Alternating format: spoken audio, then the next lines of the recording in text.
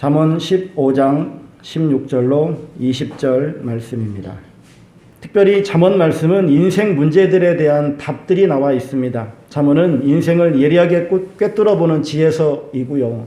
또 근본적인 인간의 복이 하나님을 경외하는 데 있음을 우리들에게 알려주고 말씀해주고 있습니다. 오늘 본문에 있는 이 말씀을 통해서 우리 가정 안에 하나님께서 주시는 말씀이 무엇인지를 상고해 보고자 합니다. 첫 번째로는 우리 가정의 문제 중 큰 부분은 돈과 관련되어져 있다라고 하는 것을 말씀해 주고 있습니다. 대부분의 가정들이 돈에 민감하죠. 한창 자녀들을 키워야 하는 그런 가정들은 늘 월급이 빠듯합니다.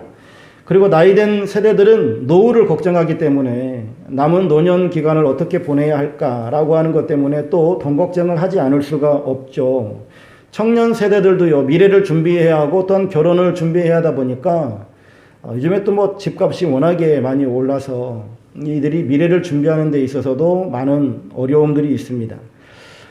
그동안에 여태까지 열심히 일했거든요. 놀지 않았습니다. 우리 이제 잘 모았어요.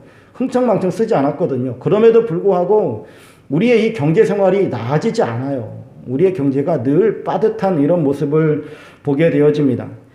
이런 상황 가운데 있는 우리들에게 하나님께서 오늘 본문 16절에 이렇게 말씀해 줍니다. 가산이 적어도 여호와를 경외하는 것이 크게 부하고 번뇌하는 것보다 나으니라. 여기서 말하는 가산이 적다 그리고 부하다라고 하는 것은 우리 삶에 있어서의 삶의 조건들을 말하는 겁니다. 소위 행복은 소유에 있다라고 하는 그러한 말들도 있죠. 그리고 또 한편 행복은 소유에 있지 아니하고 존재에 있다라고 하는 그런 말들도 합니다. 사실 우리의 상황이나 우리의 조건, 우리의 소유에 따라서 행복이 좌우된다라고 한다면 돈이 많으면 행복하고 돈이 적으면 불행해야 되고요. 건강하면 행복해야 되고 건강하지 않으면 불행해야 돼요. 그러나 세상사가 그렇지 않다라고 하는 것은 우리가 너무나 잘 알고 있는 바이기도 합니다.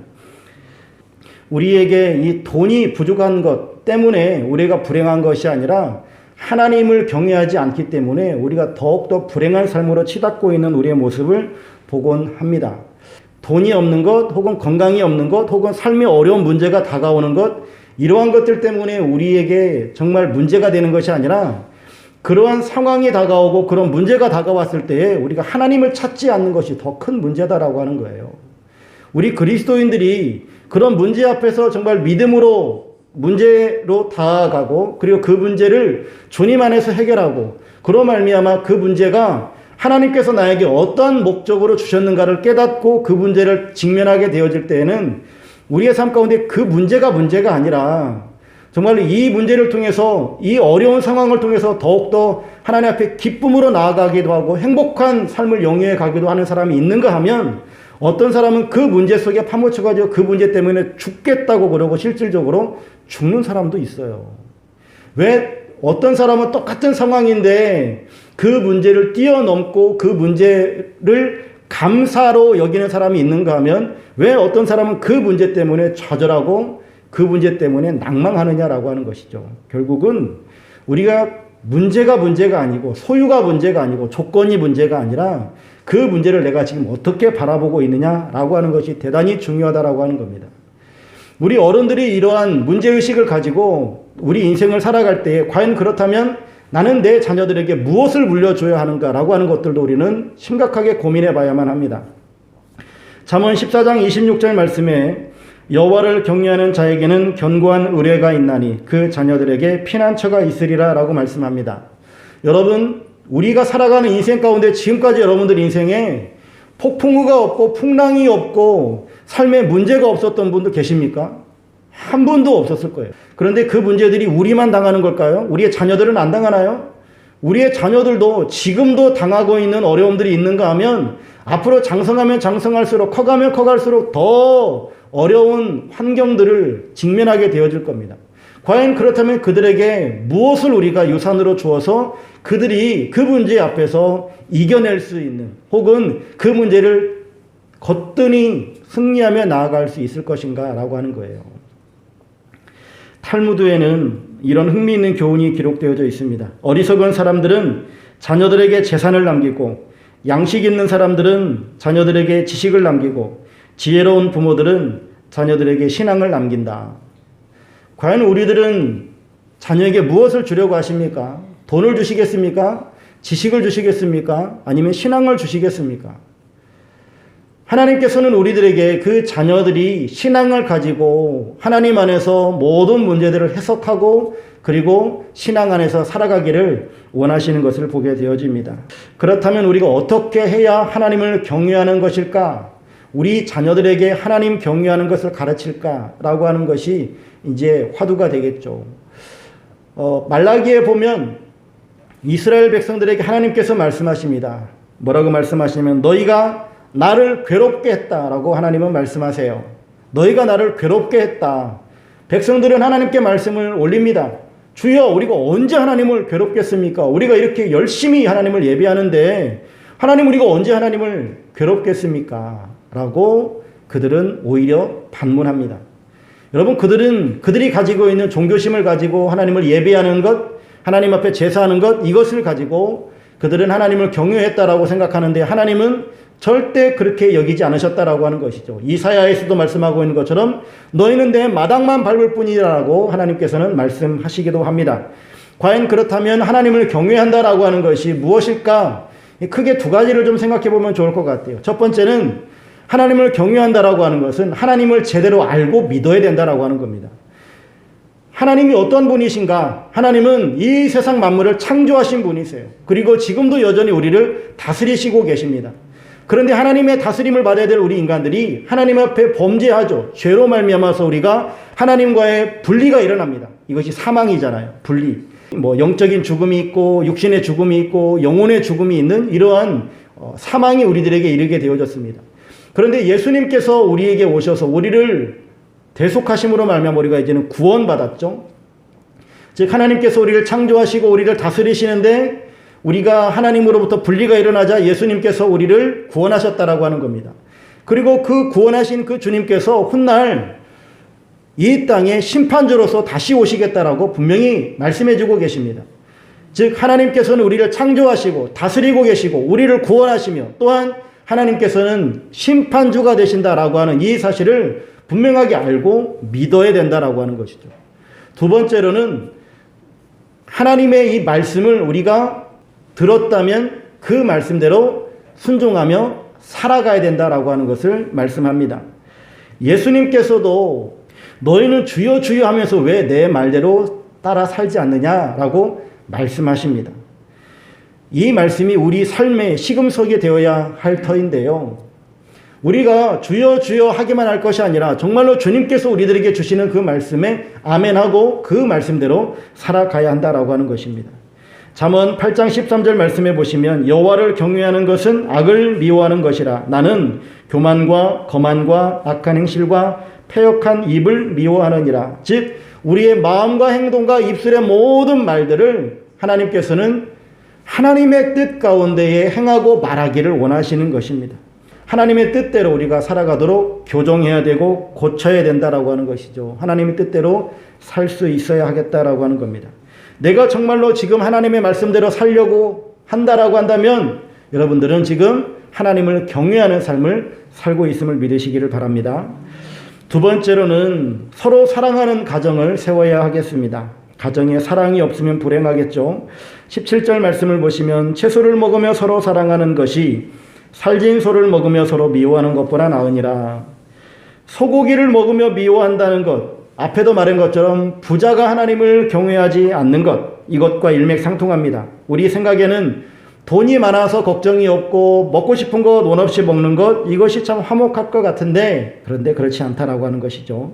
우리의 가정 가운데에 가정이 가난하든 혹은 부유하든 가정에 가장 필요한 것은 사랑이라고 하는 것입니다. 사랑이 있어야 행복합니다. 그런데 우리가 성경을 자세히 보게 되어지면 자세히 한번 보십시오. 성경은 사랑하라고 하셨지 저절로 사랑이 될 거다라고 말씀하지 않았다라고 하는 겁니다. 사랑은 하는 것이다 라고 하는 겁니다. 서로 사랑하는 것, 이것은 희생이 없이는 사랑을 이룰 수 없다라고 하는 의미입니다. 사랑이라고 하는 것은요, 철저한 희생을 전제로 합니다. 여러분, 우리를 하나님께서 사랑하셨다라고 말씀하시는데 하나님께서 우리를 어떻게 사랑하셨나요? 십자가에서 우리를 위해서 죽기까지 사랑하셨다라고 하는 것은 최후 결론이고요. 그에 훨씬 앞서서 하나님의 사랑을 보면 하나님께서 이 태초에 천지 만물을 창조하신 것부터 이 창조가 시작되면서부터 구속사는 쓰여졌다라고 말씀드렸잖아요. 즉 이 창조의 순간부터 하나님께서는 우리를 사랑하셨어요. 그리고 우리 인생들이 범죄함으로 말미암아 하나님께서 친히 이 땅을 오시잖아요. 육신의 몸을 입고 오시는데 우리는 사실 신이신 하나님이 육신을 입고 이 땅에 오시는 것이 뭔지 잘 몰라요. 알 수가 없어요. 그리고 십자가 못 박혀 죽기까지 죽으시는 그 사랑은 도대체 무엇일까? 얼마나 큰 희생을 하신 것일까? 저는 상상도 안 돼요. 모르겠어요. 그런데 우리는 가정 안에서 어느 만큼 희생을 하고 있습니까? 우리가 누군가를 사랑하려고 할 때 그 사람이 사랑을 잘 받아주고 같이 동화되어지고 같이 변모가 일어나고 정말 사랑의 공동체를 만들어가면 좋겠지만 그러지 않은 경우들도 있잖아요. 그러면은 한두 번 하다가 내가 뭔데 하면서 허탈감에 빠져가지고 이제는 안 하려고 하는 그런 모습들도 있단 말이죠. 그런데 하나님께서 나를 사랑하신 그 사랑, 예수님께서 나를 위해서 죽으시기까지 하신 그 사랑을 우리가 가슴 깊이 새기고 그리고 그 사랑이 내 안에서 흘러넘치게 되어진다면 우리가 한두 번 하다가 포기할 수 있을까요? 하나님께서 사랑하신 그 사랑을 우리도 정말로 살아내기를 소망한다면 우리는 그 주님의 그 사랑을 가지고 하나님의 마음을 가지고 그 사람이 함께 하나님의 나라를 세워갈 때까지 끊임없이 사랑하고 베풀고 또한 우리는 희생하며 사랑을 나누어야 될 줄로 믿습니다. 그런데 그런 방법이요. 18절 말씀 보시면 분을 쉽게 내는 자는 다툼을 일으켜도 노하기를 더디하는 자는 시비를 그치게 하느니라 라고 말씀합니다. 우리의 말과 태도에 있어서 특별히 우리의 가정 안에서 우리의 말과 태도가 이래야 될 것을 말씀해 줍니다. 사실 가족들 간에 버럭 화를 내는 태도, 이거 상처를 주기 쉽죠. 그리고 다툼을 일으키기도 합니다. 사실 하찮은 것 때문에 우리가 말다툼이 일어나잖아요. 그 하찮은 것 때문에 싸울 때가 너무나 많아요. 보통 집 밖에서는 우리가 무례하지 않는데 집 안으로만 들어오면 우리가 무례할 때가 있어요. 그리고 가족 간에도 예의를 잃어버리는 그런 경우들도 생기게 되어집니다. 우리의 가족 간에 정말로 우리가 이러한 말과 행동에 있어서 조심해야 되겠고 19절 말씀에서도 게으른 자의 길은 가시 울타리 같으나 정직한 자의 길은 대론이라 라고 말씀합니다. 내가 지금 가정 안에서 무엇을 해야 될 것인가? 말과 태도, 행동들도 조심해야 될 뿐만 아니라 게을러지지 말고 정말로 부지런하게 해야 될 것이고 이 모든 일들은 희생과 헌신이라고 하는 사랑을 전제로 할 때만이 가능하게 되어지는 일들임을 우리가 다시 한번 이 말씀을 통해서 깨닫게 되어집니다. 이 모든 것들을 생각해 보면은 철저히 사랑이라고 하는 것은 우리의 의지가 필요한 부분이구나라고 하는 것을 묵상하게 되어져요. 세 번째로는요, 우리를 힘들게 하는 가정의 문제는 자녀 문제이기도 합니다. 20절 말씀 보실까요? 지혜로운 아들은 아비를 즐겁게 하여도 미련한 자는 어미를 업신여기느니라 라고 말씀합니다. 자식 문제로 힘들어 보지 않은 부모가 어디 있겠어요. 그리고 특별히 자식에게 무시당하면 부모로서는 자존감이 확 무너지기도 할 것입니다. 그런데 이 문제에 있어서 잠언은 우리들에게 말씀하시기를 아이들을 지혜롭게 키우라 라고 말씀합니다. 무엇이 지혜인가? 잠언에서는 여호와를 경외하는 것이 지혜요 지식의 근본임을 우리들에게 말씀해 주고 있습니다.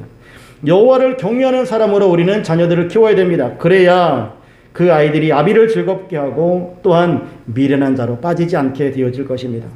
여호와를 경외하는 것, 아까도 우리가 첫 번째 나눴던 말씀처럼 하나님을 알고 믿어야 됩니다. 그리고 하나님께서 주시는 말씀 가운데서 살아가야 하겠습니다. 그렇게 되어질 때에 그 자녀들은 반드시 우리의 부모들을 즐겁게 하는 자녀로 성장해 갈 것입니다.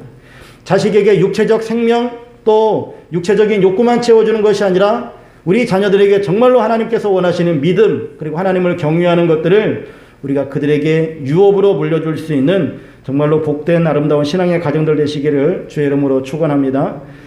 우리의 가정을 하나님께서 여기까지 인도해 주셨습니다. 앞으로도 하나님께서 우리의 가정을 지켜주실 줄로 믿습니다. 정말 하나님께서 세우시는 아름다운 가정, 믿음의 가정으로 세워짐으로 말미암아 하나님의 복을 자자손손 받게 되어지는 형통한 가정들 다 되시기를 주의 이름으로 축복합니다.